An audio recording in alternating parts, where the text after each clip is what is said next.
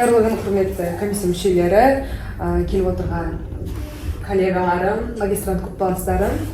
Бүгін аш сабақты Дария Жүсіп, бірінші курс музыкамен бастаймыз. Қане балалар бірге амандасып алайық. Курс поклон и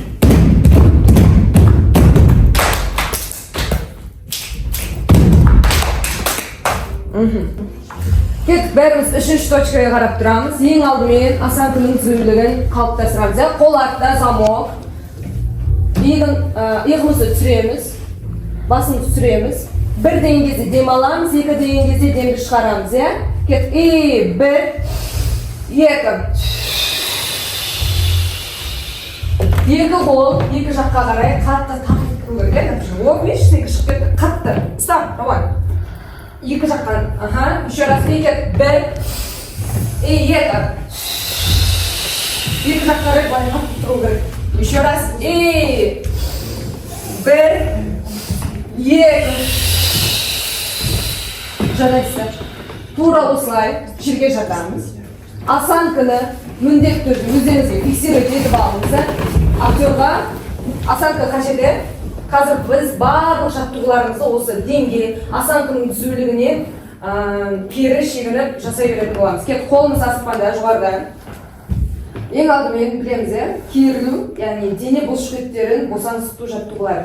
Оң қол, оң аяқ, бір деген кезде кермеміз, екі дегенде демді шығарып түсіреміз. Кет, бір, екі. Аяғын түсір, Мадина, оң қол, оң аяқ. Мадина, оң қол, оң аяқ. Қатты көтерме аяғыңды. Бұл өзімен өзі автоматты түрде көтерілу керек. Кет, бір, екі. Еще раз, бір, екі. Кет, сол аяқ, бір. Көтер, Мадина, тарт, аяқ сосаны сос. Екі. Еще раз, бір. Сос, екі. Енді төрт шақтан. Төрт шақтан тартып жатқанда, кет, бір. Екі. Еще раз, бір. Екі.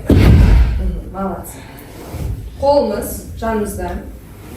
Жанға алып келеміз қолымызды. Аяғымызды қосамыз, өкшелер. Өкше напряжениемен өкшеден сені былай тартып жатқандай ощущение болу керек. Яғни носочек емес, бізге өкше маңызды. Өкше былай тартылу керек. Қане кетті, өкшемізді қосып, балық секілді денемізді босатамыз. Кет, бір. Давай. Давай, Мадина, босатына, қолдан босат. Жібер, который ұстама. Қос өкшені. Все, молодцы. Қане, тура осы отырамыз. Авансына қарап. Тізеге отырамыз, Расстояние, интервалды сақтаймыз. Қолымыз бос, алға қойылған. Басымыз түсіңкі, өте еркін. Босат. Денен бәрін босат. Бір деген кезде дыханиені аламыз. Екі деген кезде дыханиені босатып, ха дыбысын айту арқылы денені босаңсытамыз. Денені ширықтырған кезде, зажим жасаған кезде специально. Ұмытпаңыздар, ең алдымен саусақтан кейін шынтаққа дейін, шынтақтан иыққа, иықтан мойын, түгел жақ, сосын жамбас қысылу керек, Қане, специально әдейі арнайлап тұрып зажим жасаймыз. Қане, бір, екі. Ха, тамақ етпеу керек, өте еркін. Ха, кеттік еще раз. Бір, екі. Бір. Көтер, осанканы көтер, иығыңды. Екі. Хорошо. Қане, орнымыздан тұрамыз. Қазір біз демге арналған жаттығулар жасаймыз. Ең алдымен Қ әріпін ішке айту арқылы жұмсақ таңдайды, яғни язычок, көтереміз. Кет. Енді осыны жаттығуға бірге кірістіреміз. Аяқ қосулы. Держим осанку. Қане, Қ әріпін ішке айту арқылы қолымызды алға сермейміз. Бір.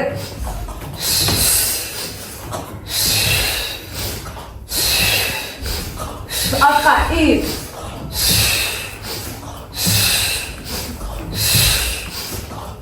Алға.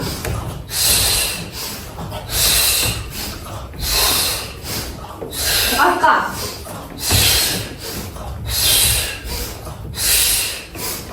Молодцы. Аяғымызды ашамыз.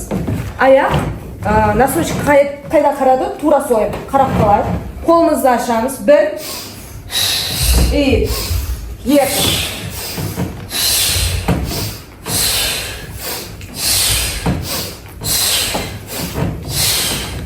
Держи ашамыз. Молодцы. Оңай қалды. Опора сол аяққа. Осанканы ұстаймыз. Қолымызды екі жаққа созамыз. Аяқ көтереміз. Оң аяқ алдыға. Аяқ көтерілген. Дыхание шығарамыз, дыхание аламыз. Знаем, я? И держи осанку Мадина. Отырған кезде ровно. Бас қой, кетпеу керек. Держите басты. Басты. Вот. Алдыға. Алдыға кетіп қалады. Ровно.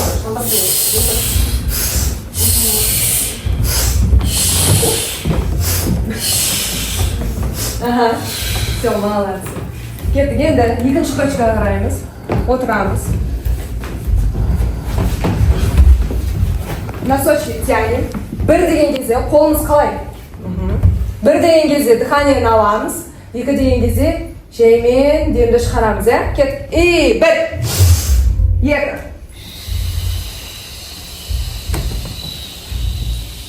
Ұста. Жаймен қоямыз. Еще раз. И 1.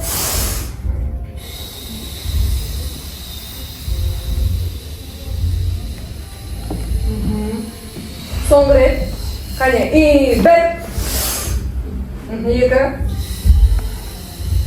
Держи, Мадина, давай. Молодец. Сұрайсыздар. Қане, орнымыздан тұрамыз.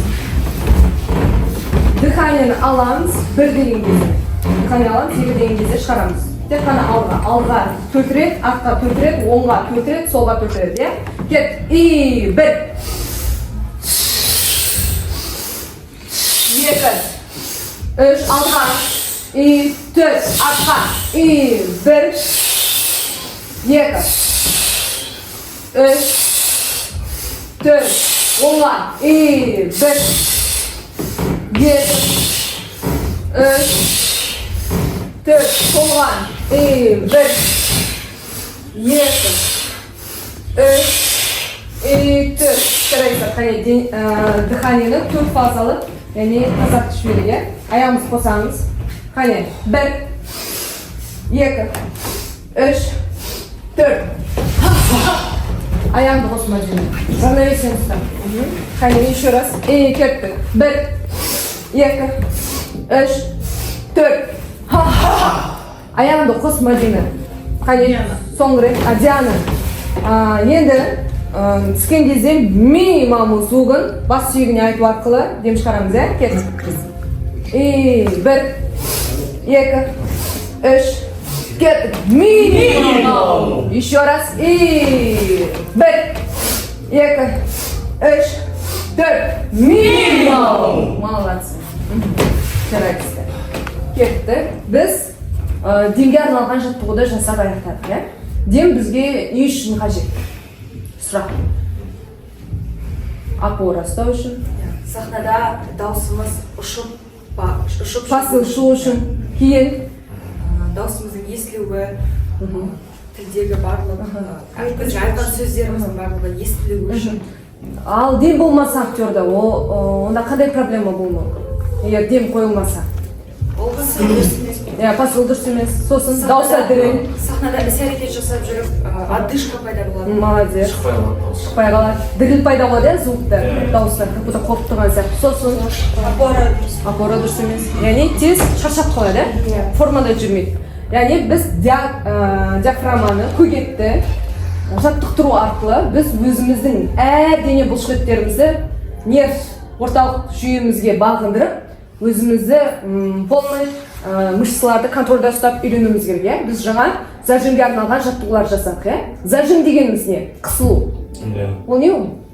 Қалай түсінесіздер? Ол сахнада өзің қысылып қалып, толықтай Рөлінде дұрыс сомдай дұрыс сомдай алмау. Кейін денені игере алмау. Қорқыныш деп те айтуға болады. қорқыныш.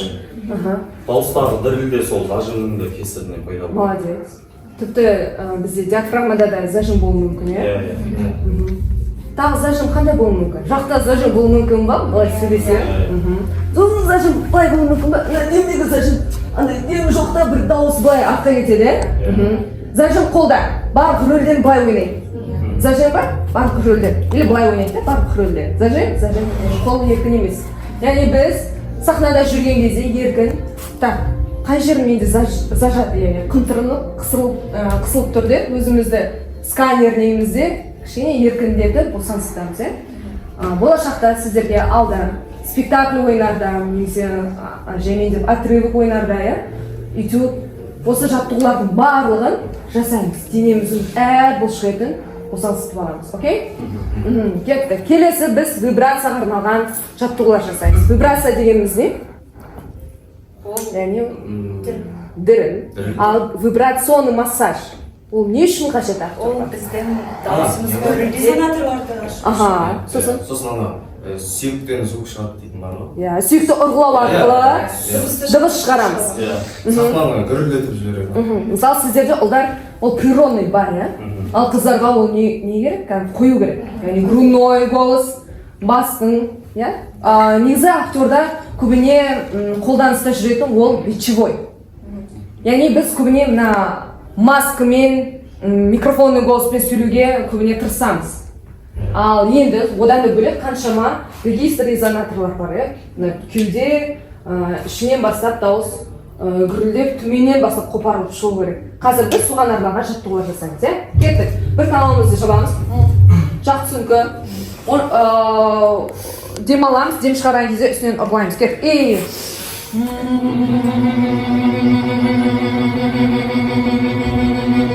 Кеттік сол қолға. Держи осанку. Екеу бірге.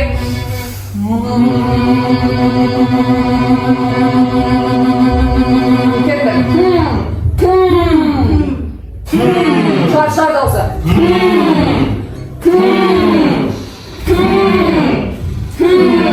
Үстін керін.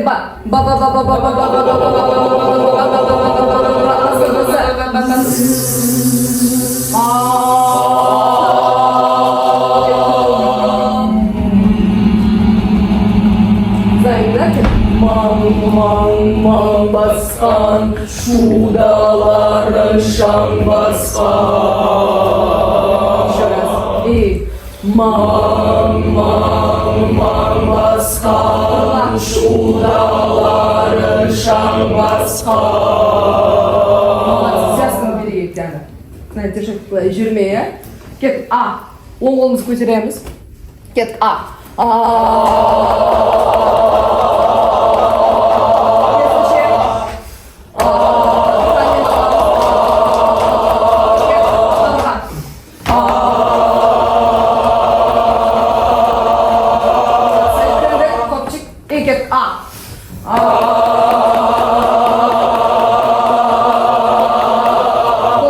Плечи назад, икет.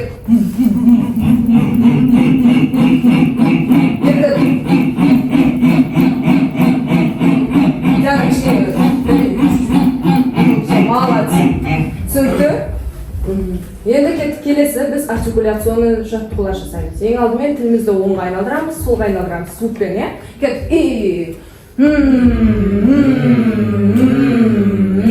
Керісінше? Угол.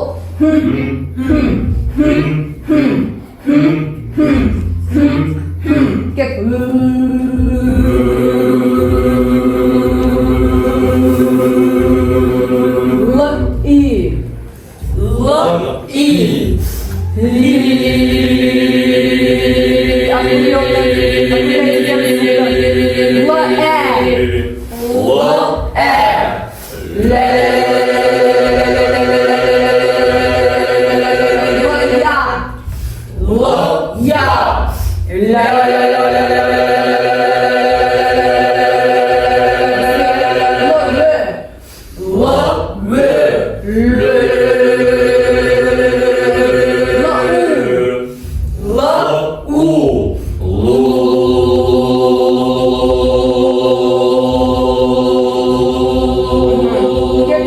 Тексерemiz.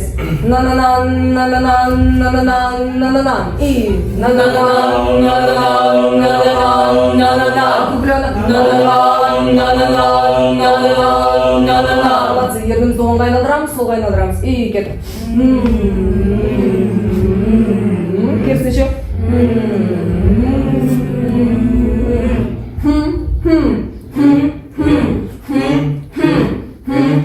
Yerimizi tısıyız.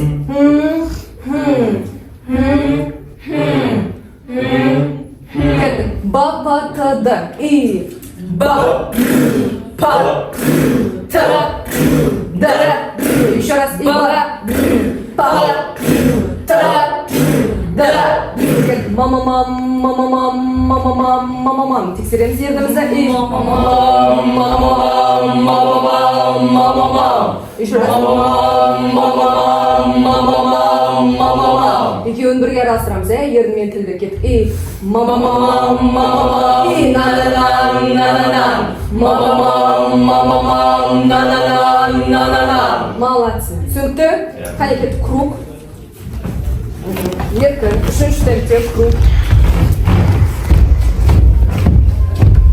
Қазір таблицаны айтамыз,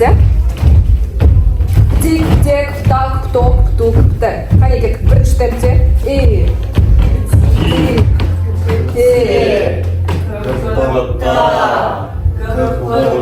Kolay ismi Kıpatu. Kıpatu. Екінші темп sıpıti. Sıpыти. Sıpыти. Sıpıta. Sıpыту. Sıпыту. Sıпыта. Үшінші темп кыбыди.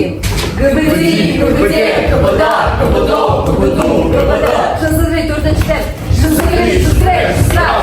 Жызырый. Жызырый. Төртінші темп sıpıti. Sıpıti. Sıпыти. Sıпыта. Sıпыту. Sıпыта. Sıпыти. Бесінші темп жызырый. И пять. Жызырый. Жызырый. Жызырый. Жызырый. Жызырый. Еще раз. Жызырый. Жызырый. Жызырый. Жызырый. Жызырый. Стоп. Демізді тазартып алайық, конечно. И бір. Екі. Үш. Төрт. Еще раз. И бір. Bir. Екі. Үш. Төрт. Қане, балалар, мен сіздерден үй жұмысын сұраудан өтіп кеттім. Мен сіздерге біз алдыңғы сабақта не өттік? Дикцияға арналған жаттығуларды өттік, таблицаларды өттік, қаншама. Мен сіздерге именно бе осы таблицаға арналған этюд құрастырып алып келіңдер дедім. Үй тапсырмасы дайын ба? Иә. Көрсете аласыңдар ғой, Иә. Точно? Иә. Давайте, көрейік.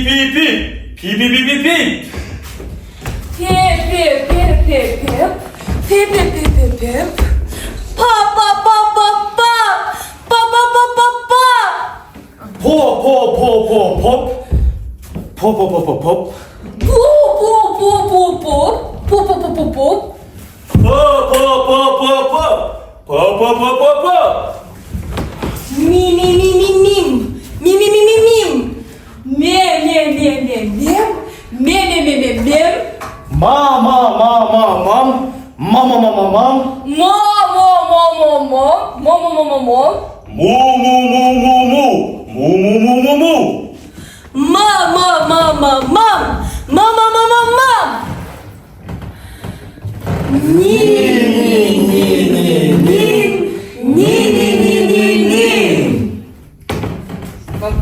Болды? Хорошо. Жақсы. Фантазия жақсы. Ага. Бұл не ол? Сонда оқиға не? Кульминация не? Ситуация қандай? Атмосфера не болып жатыр? Ситуацияда біз барымыз отырған кезде бұлармен Қайда отырсыңдар? Біз паркта отырғанбыз. Паркта. Менің үйім өртене бастайды. Өртене бастайды. Сол кезде мен паникаға түсемін. Ал менің көршілерім мені біреу көмектеседі, біреу жұбатады, біреу шешеді. Сөйтіп барлығымыз бір шешіммен проблеманы шештік. Яғни азаматтың шешімімен, да? Өзім идеям ғой. Шлейф алып келдің, да? Былай шығып, былай есіктен кіріп, крекпен су алып келдің. Проблема шешілді ма? Молодцы, жақсы. Енді бұл таблицаны этюдқа айналдыру барысында не түсіндіңдер? Мысалы, не кедергі болды? Мысалы, сіздер қазір бірінші курста этюдті сөйлемей жасап жатсыздар, ал мына сахна тілінде таблица көмекке келеді. Не түсіндіңдер? Кейде эмоцияны қосамыз деп, сахна тілі ақсаңдап қалады. Мысалға, кейде тамаққа кетіп қалады, немесе дыхание жетпей қалады. Бар, араларында қайдан. Андай айтылған сөздерді мақсатпен айту керек та. Мысалы өзінің айтылатын болса астында подтексті болады деген сияқты. Сол кезде андай арнайы бір өзінің мақсаты болса, мысалы өсек болса өсек деген сияқты. Сол кезде андай кішкене тақырыпты ашуға болады. Жаңа сенің мақсатың қандай болды, бір андай бір не болдың, мен ол өртеніп кетеді деген сияқты. Болдым мақсат етті. Негативный. Иә, сосын келіпті қарамын деді. Да, бірден кім айтайын деп жатты? Қандай қиындықтар болды дедім жаңа. Мысалы, жаңа му соңын жаппайсыңдар ма? Бір екеулерің соңын жаппаңдар. Му. Сосын ма деген әріпті көйлерінде нәкәй қарай кетіп қалады екен да, му деп былай. Соны ближе кубан, зубан сөйлеу керек. Сіздерге бір теория айта кетейін. Станиславскийдің білесіздер, иә? Танисыздар ғой. Яғни жүйе бар. Станиславский жүйесімен сіздер оқисыздар. Станиславскийдің «Работа актера над собой», переживание кітабында, яғни речь және дикция, пение және голос тарауында былай жазылған екен. Станиславскийдің ұстазы Тарцов на сахна тілі пәнін қолданысқа алып келмес бұрын ол өзі оперный певец болуды армандаған екен. Яғни драмалық актерға, енді ол кезде драмалық актер ғана болды ғой, драмалық актерға сахна тілі қалай керек, оның жаттығуларын қалай алып келуім керек. Вот сол тұрғысында зерттеулер жасайды екен. Сөйтіп Тарцов көптеген оперный певецтермен, опера әншілерменен жұмыс жасайды, қастарында жүреді, распевкаларына қатысады. Сіздер вокалдан қатысып, яғни маскаға қарай сөйлейсіздер ғой. Маска, мұрын, ближе губам, зубам, қатты таңдайға итеру арқылы тіске жақын сөйлеу ән айтыңдар дейді, сіздерге музыкальный. Тарцов соны үйренеді екен. Яғни, значит, дұрыс звуктың алдыға шығуы, артқы қатарға жету үшін микрофонның көмегінсіз значит, демнен кейін қатты таңдаймен тіске, ближе губам, зубам алып келіп, посыл тұжырымын анықтаған екен. Мысалы, осындай ережелер тұжырымдардан пайда болған осыны жаттығулар. Мына таблицаның барлығын сіздер чеканить етіп, әр әріпті кімдікі? Ближе губам, зубам сөйлеуді дағдыға айналдырыңыздар, күнделікті қарапайым өмірде, тіпті сізде шай ішсеңіздер де, автобуста отырсаңыздар да, өзара сөйлесесіздер, қалжыңдасып, сол кезде де сәл өздеріңізді бақылап, сырттай, контрольда ұстап, әр әркім анық шығып тұрма, ішкі құлақ, сыртқы құлақ бар, айттым ғой сіздерге, бақылап өзімізді тыңдап жүреміз. Қалай сөйледің, осанканы ұстап жүрмін бе? Сіздер өнер ордасына келдіңіздер, болды, сіздер еще актерсыздар. Қарапайым адамдарға қарағанда сіздер бір сатты жоғары тұрасыздар деп сіздерге ұстаздарыңыз айту керек, айтқан да шығар.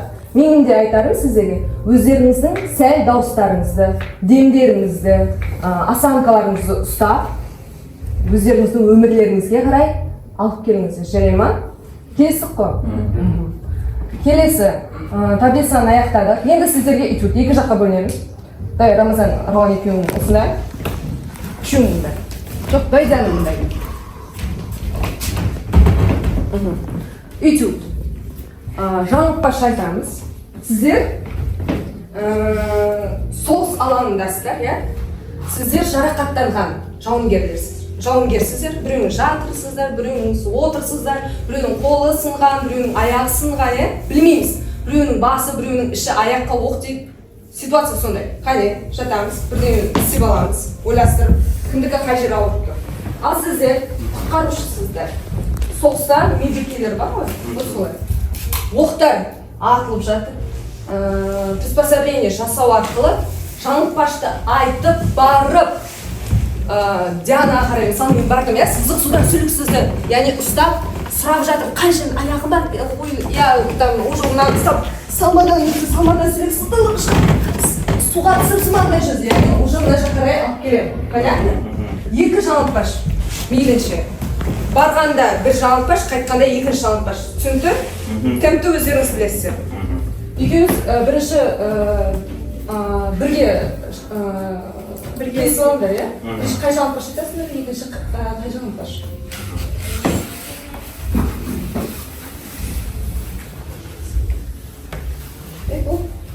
Келіңмен айтайын ба? Бұл дайынсыңдар ма? Апа, я мен басқам болады. Сендер мүлдем жаңылтпаш айтпайсың ба? Давай, болды, кет. Реквизит қолданып алдым. Болады. Уже түсініп тұр, кет. Бір, екі, үш. Бүлдіршін. Болбыр бүлдіршін. Болбыр бүлдіршін. Білгірлігім білдірсін. 88 сарысы күнді өгізге жегізді. 88 сар жеген өгіз семіз. Рамазан қайдағы? 88 сарысы Болбыр бүлдіршін. күнді өгізге жегізді. 88 сар жеген өгіз семіз. Бүлдіршін. Болбыр бүлдіршін. Білгірлігін білдірсін. Сол, бірінші минут. Қандай болып көресіңдер? Жауып тастадым. Значит, реквизит мешает, да? Кішкентай болса түсінерледі. Сосын, екінші қателіктер не болды? Мен тастап кеттім. Сосын, иә, мүмкін сен екеуін бірге ала бердің. Қарашы, Рамазан сен қолыңда ауырып жатыр, иә? Бірақ аяғымен кәдімгі смело кетіп бара жатсың, түсініксіз. Иық болса, значит, сен аяғың сау. Иә. Либо екеуі бірге ауыру керек. Түсінікті ма? Оправданно болу керек. Иә? Енді керісінше алмасамыз, үшеуіңіз шығасыздар, былай, екеуіңіз былай. Кет, жаңылтпаш, тез, иә? Азамат, Мадина, қиын болып ойласаңдаршы, бас ауырады, анан, сіздерді алып кетуге мешать етеміз, иә? Мейлінше, 4-5 жаңылтпаш айтса да, максимально ұстаймыз. Жоқ, деп бақырып, можно. Фантазияны қосамыз, иә? Давай, кәп, дальше. Стоп, бола ма?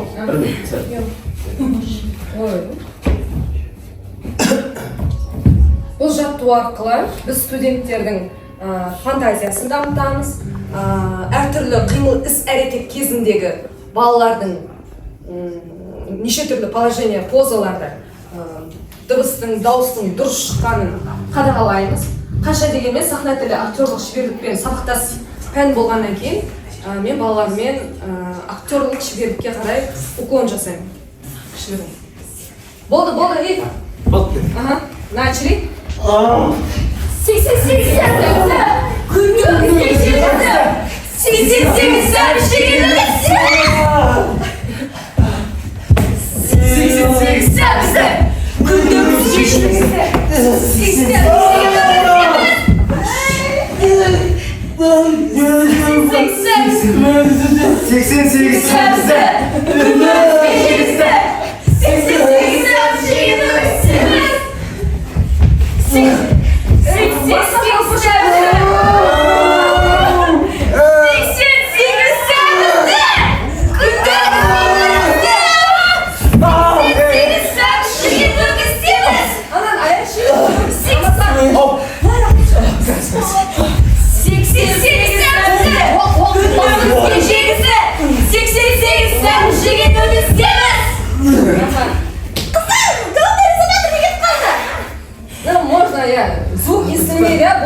даусынан можно оправдать чуть-чуть. Все паниковый шалай. Біздікі мынадай болды айтып берейін. Мадина екеуміздің қолымызда кәдімгідей шеге бүйтіп кіріп кеткен ғой екеуміздің. Екеуіңе бірге Иә, ма? қолым. Шолал. Значит, отношения болған жоқ. Рамазан, Диана, барып сұрасаңдаршы былай кәдімгі. Диалогқа түсіңдер, бірақ шамап қашпен. Деп көрсетеді ғой аналар сосын. Көрсетеді ма? мен апай дегенде аяғын байлап тастаған ғой да қолы сау екен деп ойладым. Содан алып кете берем ба деген ғой. Қараңдар, енді барған кезде ана былай шоколайды ғой былай солдаттар, знаете? Вот солай ағып жүр менде. Ешқандай так жүріп барасыңдар. Кішкене, иә, ойластыру керек еді. Жақсы, бомба, приспособление, А точкасынан Б точкасына жеткенге дейін неше түрлі импровизация кетуге болады, сыйғызуға болады, жарайсыңдар, молодцы. Енді кеттік. Әртүрлі қимыл іс-әрекет, бүгінгі сабақтың тақырыбы әртүрлі қимыл іс-әрекет кезіндегі тілдің тазалығы. Жаңа сіздер осы ютубпен түсіндіңіздер, иә? Бірде головной резонатор кетті, бірақ дикция қалып қойды. Ұлдар, былай айтыватсың, тоже каша бар тут. Значит, әріпті, дауыс жебезегіне шыққан әріпті тіс, ерін, тіл көмектесіп отырып әріпті шығарып отыру керек, е? Чеканить етіп сөйлейміз. Специально. Сыздық судан сүлік сөзі, сыздықтың сүлік салмасын үзі, салмадан сүлік сытылып шығып суға түсіп сумаңдай жүзді. Смысловой центрлар қайда? Жоқ, хотя болсын да? 88 сәбіз болсын да, хотя қыздар. Түсінікті, смысловой центрлар кетіп қалды жаңа, иә? Ескеру керек. Актер, видите? Вниманиясы әр жақта бар. Жаңа сіздер идет оқты ойладыңдар, ананы ойладыңдар, неше түрлі план кетіп қалды. Сол планның бәрін владеть етіп орталық нерв системасы жүйесіне қарай, нерв қалып келіп түлеу керек. Әй, денем, тыңда, біз қазір тілді ойлауымыз керек те, өзімізге миымызға айтуымыз керек. Актердің жұмысы миымен көбіне. Сен өзіңді рөлге сендіресің, қандай да бір акробатикалық движение жасау үшін, қорықпас үшін тағы да миыңыз сендіресің, е? Этюдта тоже солай болу керек. Я ма, жігіттер қыздар? Владеть етеміз өзіміздің аспабымызбен. Актердің құралы не? Денесі. Домбырашыныкі, күйшінікі не? Домбыра. Актердікі денесі. Значит, денемізбен владеть етеміз, е? Кеттік. Ең алдымен атрибуттармен қане қыздар. Жанып башты айтамыз. Бүлдір-бүлдіршін.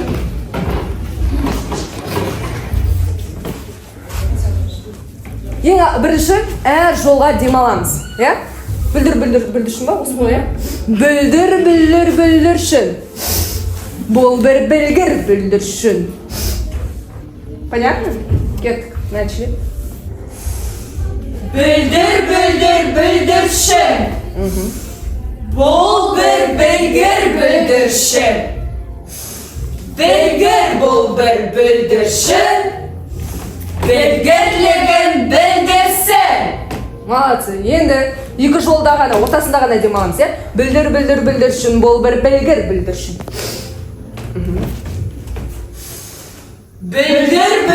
Бүлдіршін. Бұл бір білгір бүлдіршін. Білгір бұл бір бүлдіршін. Білгірлігін білдірсін. Молодцы. Енді мүлдім демалмаймыз. 3-4 жолға бірден. Бүлдіршін. Бұл бір білгір бүлдіршін. Білгір бұл бір бүлдіршін. Білгірлігін білдірсін. Темп қосамыз. Жылдан. Координация, давай. Бүлдіршін. Бұл бір білгір бүлдіршін. Білгір бұл бір бүлдіршін. Білгірлігін білдірсін. Ошибка. На движение, значит, келтіремі? Оны қалай жасау керек, значит? Басымен былай тұру керек. Жоқ, мына движение былай қысылып қалды ғой, диафрагма. Демдері былай түсіп қалды.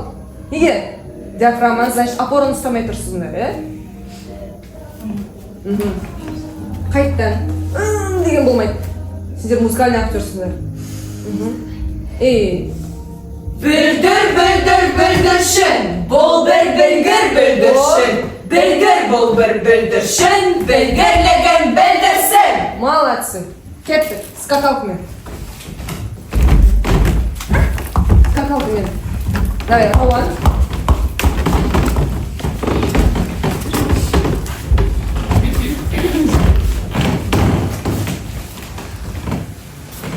Қандай жалпыш? Арқадан. Давай, дикция. Секіріңіз деген болмасын, иә? Деміз ұстаймыз. Жеңіл. Аяқтан ұшына.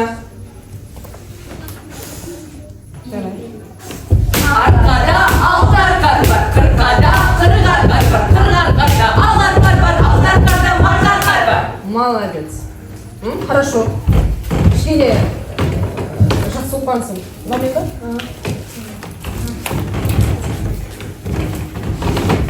Аяқтың ұшына гүрс етпейміз, қыздар. Сендер эстетикалық ләззат сыйлаушысыңдар. Сол себептен эстетически ойлаймыз. Кеттік? 88 сәбізді Ага. күндөгізге жегізді. Ага. 88 сәбіз жеген өгіз семіз. Молодец. Быстро давай. Жылдам. 88 сәбізді күндөгізге жегізді. 88 сәбіз жеген өгіз семіз. Смысл цифрлар.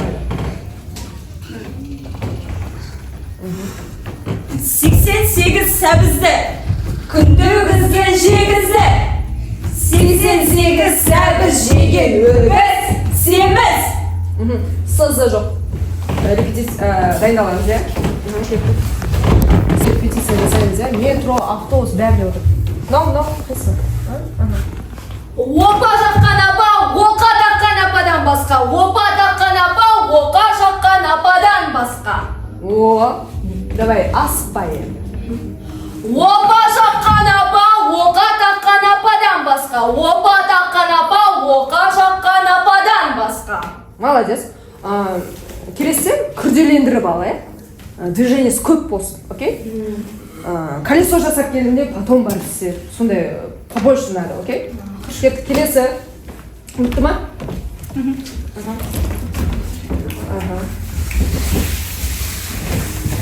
Әр түрлі іс-әрекет кезіндегі, матрас істейсіңдер, солар, давай, бірінші қыздар жасасын, иә? Болмау керек қыздар. Надо держать опору.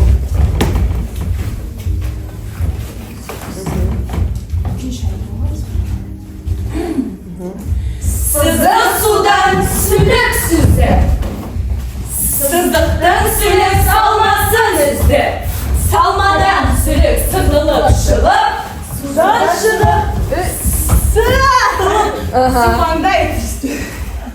Чистить надо. Лас болып жатыр движенияларын. Красиво аяқты ұшын тартып, зені тартып, дөң етпеміз кішкене тартылсаңдаршы гитара болып. Кеттік. Сыздық судан сүлік сүзді. Сыздықтан сүлік салмасын үзді. Салмадан сүлік сытылып шығып, судан шығып, сумаңдай түсті. Рауан, қарама. Тапап кет. Жоқ сен бетім. Аяқ көтермей ма деп. Уайымдап тұрсың. Юбкамды басқа түсін. Жақсы. Хорошо, но грязно чуть-чуть. Окей? Но тазалау керек. Нормально. Можно.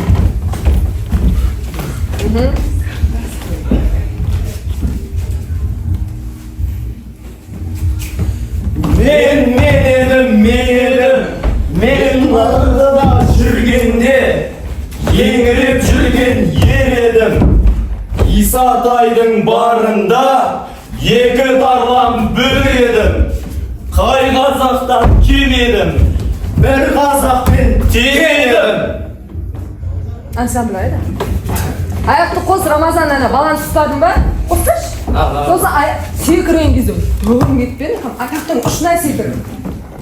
Ана бір аяқ, сосын секіресің еді, жүресің еді. Лишнее движение не надо. Давай. Актерский стоп. Актерский керек маған. Характер. Қандай бұл? Бақырлар жоқ ол, да? Давай.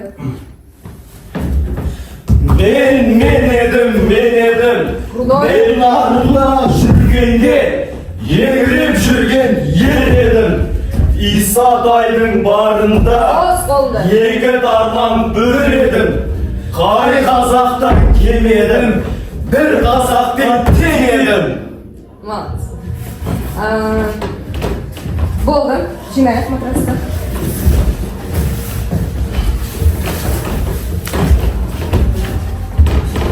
Бүгінгі сабақ түсінікті ғой, әр түрлі қимыл іс әрекет кезіндегі ненің тазалығы?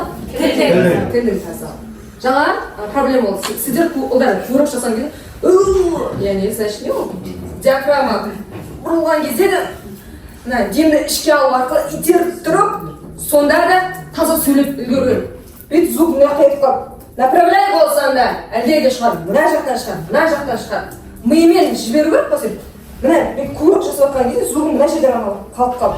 Сен миымен зрительге қарай жіберсең, ол по-любому адрес өз иесін табар. Иә? Былай жақсы. Жақсы.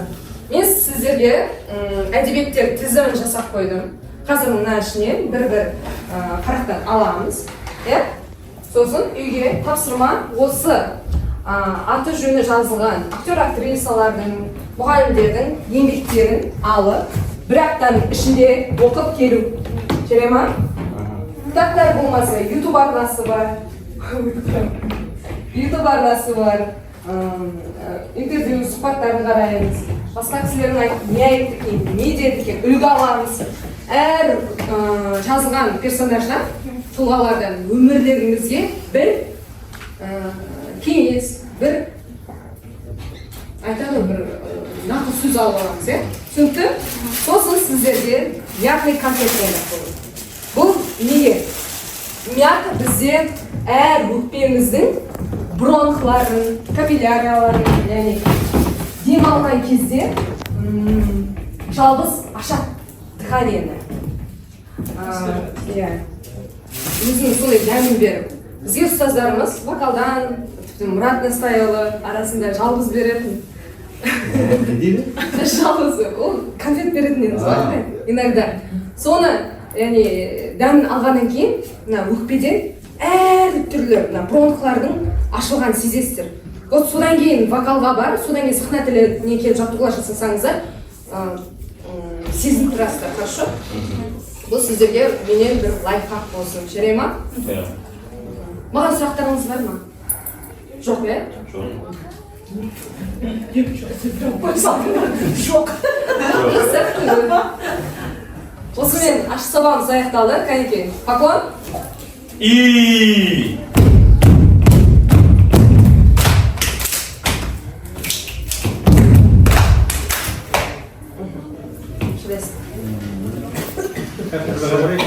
Рахмет. Сәлемдеңдер. Қыздарына қағаздар. Ой,